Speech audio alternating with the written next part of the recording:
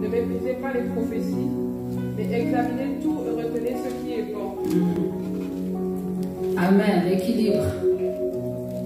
C'est pas parce qu'on veut évaluer que ça veut dire que dès que quelque chose sort, ça devient un esprit de doute. Voilà. Donc je reviens à mon exemple de tout à l'heure. Ce que le prophète avait dit. Il y a une chose que je dis que c'est pas, que je sens que c'est pas ça, mais j'ai pas dit que tout n'est pas bon. Non. Il y a des choses qui étaient vraies, qui étaient même plus que jamais vraies, très très vraies. Mais voilà. Mais pas Dieu. Donc là qui correspondait pas. Donc il ne faut pas mépriser les prophéties, parce qu'il y a des personnes qui ne croient jamais, qui pensent qu'on leur parle parce qu'on a envie de parler, alors que c'est inspiré par l'Esprit de Dieu qu'on prophétise. On ne prophétise pas de soi-même. À quoi ça sert de dire Félix, Dieu va t'utiliser? Enfin, je veux dire, qu'est-ce que ça m'apporte? Est-ce que c'est pour ça que tu vas me donner 100 € à la fin? Ça aurait été bien, mais bon. Voilà, jusqu'à présent, je n'ai pas encore vu les bienfaits des prophéties. Je bénis le Seigneur parce que la culture de la semence du prophète est rentrée dans l'église. Gloire à Dieu. C'est déjà bien parce qu'avant, vraiment, c'était même pas un peu. Mais en dehors de ça, vraiment, non, parce que quand même, il faut le dire, hein, lorsque tu reçois une parole qui vient du Seigneur, il faut sauver. Ah, c'est une grâce. C'est vraiment une grâce parce que c'est spirituel en fait, on ne peut pas expliquer. C'est comme si tu refuses que ça s'échappe en fait, tu retiens la parole. Donc c'est important de rentrer dans cette dimension de reconnaissance et de ne pas croire que tout est dû. Non, tout n'est pas dû. Et puis c'est à Dieu qu'on rend gloire. On rend gloire à Dieu au travers d'un homme parce que Dieu, tu ne le vois pas. Amen. Viens déposer ton argent ici, là. Et dis, personne n'utilise. Laissez ça là, c'est Dieu, c'est pour Dieu. Tu vas partir. 100 ans plus tard, tu reviens. L'argent est toujours. Parce que Dieu, comment dire, Dieu est esprit et il n'est pas un féticheur avec des esprits bizarres comme il y a des places. Comme certains, ils laissent des casseroles que les démons doivent venir manger. Dieu, ça, tu vas revenir, ce sera toujours. Ah oui, c'était qui l'histoire dans votre terrasse? L'histoire des œufs. C'est pas ça. Donc Dieu utilise des hommes par rapport à ça. Tu veux bénir le Seigneur, bénis Dieu au travers d'un homme. Ce n'est pas un péché, ce n'est pas l'idolâtrie. Quel siècle. La suite dans notre verset.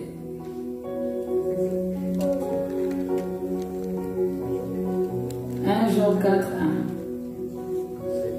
Jean 4, verset 1. Et la parole du Seigneur.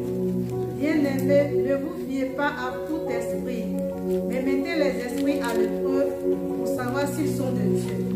Car plusieurs prétendus prophètes sont venus dans le monde. Non, c'est bon.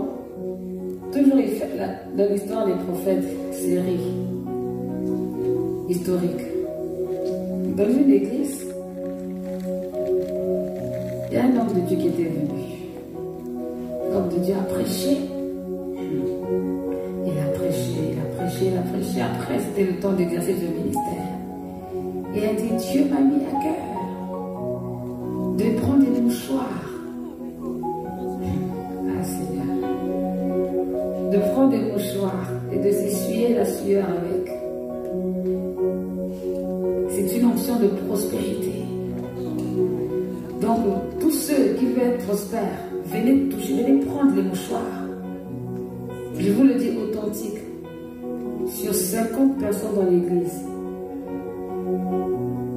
48 se sont levés pour aller chercher les mouchoirs de sueur.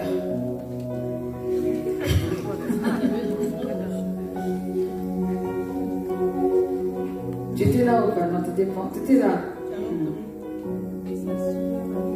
La sueur, sa sueur. Ah, sa sueur. Mais oui, sa sueur.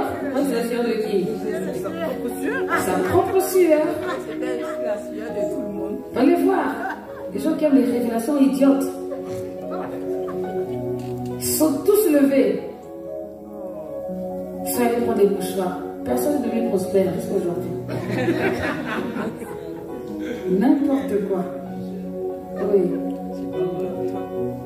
C'est comme quand on entend certains pasteurs dire qu'il faut manger le cerveau. Il faut marcher. Ils marchent sur les fidèles aussi, j'ai entendu parler. C'est tout ça. C'est pas bon. Parce que quand on dit Jésus-Christ dit si tu crois que tu verras la gloire de Dieu, non, c'est trop simple. Il faut une révélation. Donc la sueur de quelqu'un, c'est une malédiction. Et je me souviens qu'on était assis une fois et puis le prophète a encore un autre. Le prophète dit oui, si tu veux être béni, voici, il faut que tu fasses ceci. En fait, il y avait des choses, mais tellement, non, il y avait trop de choses bizarres, trop. Et le Saint-Esprit dans mon cœur, tu crois que moi pour te bénir, j'ai besoin de voir que tu fasses ça. Reste tranquille. Ah, je suis restée tranquille. Mais il fallait voir, tout le monde a accouru. Ah. Pendant ce temps, quand il fallait payer le loyer, personne ne se levait. Mais quand il s'agissait de la bénédiction bizarre, là, tout à coup les mains se sont levées. Non, les hommes sont compliqués quand même. Et après ça, jamais quelqu'un devient prospère. Il y a des choses étranges qui se passent. Quand on dit d'examiner les prophéties, Pasteur Destin et moi, on a eu un entretien avec un prophète ghanéen qui était venu. Déjà, il nous a vendu un livre qui devait coûter 10 € à 50 €. Il a fait la théorie de son livre. Un livre là, un livre là. On a pris entretien avec lui et on explique notre situation. Il nous dit oui, non. Vous savez, vous vous réveillez à minuit. Vous prenez de l'huile. Vous versez de l'huile tout autour de votre lit. Ce genre de choses que je déteste déjà. Vous versez tout autour de votre lit, puis vous invoquez le nom des personnes que vous sentez que... Ça, c'est la sorcellerie. Ça s'est arrêté là-bas. À l'école. Quand on est sorti de là, parce que le monde n'a rien dit. Mais quand on est sorti, ça c'est des bêtises, ça. On ne fait pas un truc pareil. Mais vous vous rendez compte? Ah oui? Oui. Mais des choses comme ça, ça existe. Quand on dit d'examiner, c'est écrit, même s'il y a des révélations, c'est écrit où? Dans la Bible. Non, c'est pas des révélations, c'est pas une révélation, mais non. Déjà, méfiez-vous quand on vous dit d'invoquer le nom des gens. C'est pas normal. Donc, attention. Si tu fais ci, tu seras béni. Si tu ne fais pas, tu ne seras pas béni. Et à gauche, et à droite, mais n'importe quoi. La parole de Dieu, elle est simple. Elle est toute simple. Tu mets la parole de Dieu en pratique, tu respectes les principes, c'est bon. Mais si tu veux en faire trop, tu vas aller prendre les sueurs des gens, quelqu'un sont mauvais. Parce qu'il y avait beaucoup transpiré en plus ce jour. Je me souviens.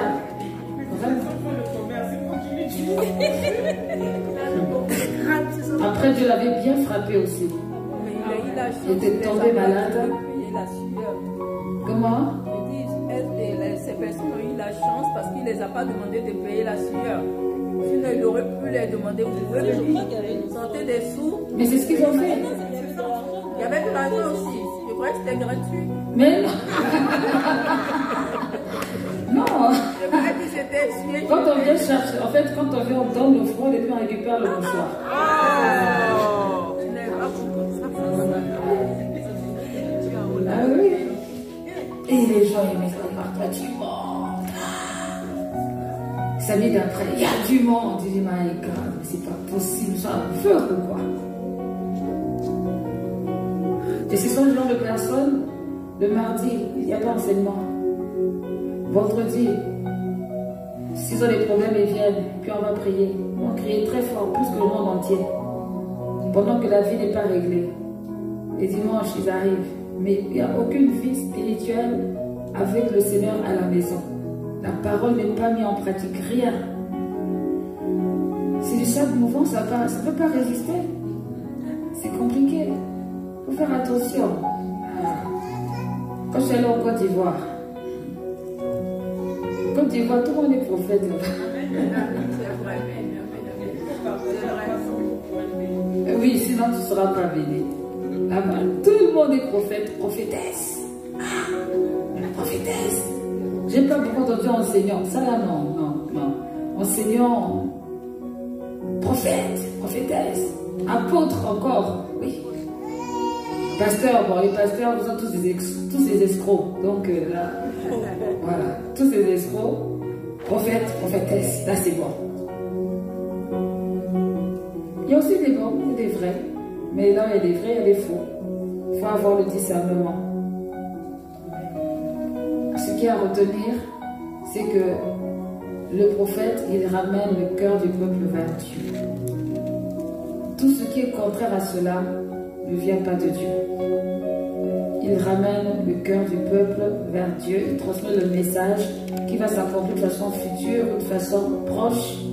Mais ce qui est vrai, c'est que cette parole va se réaliser et les fruits vont correspondre à ce que Dieu a dit et pas ce que les hommes ont décidé de faire. Des questions?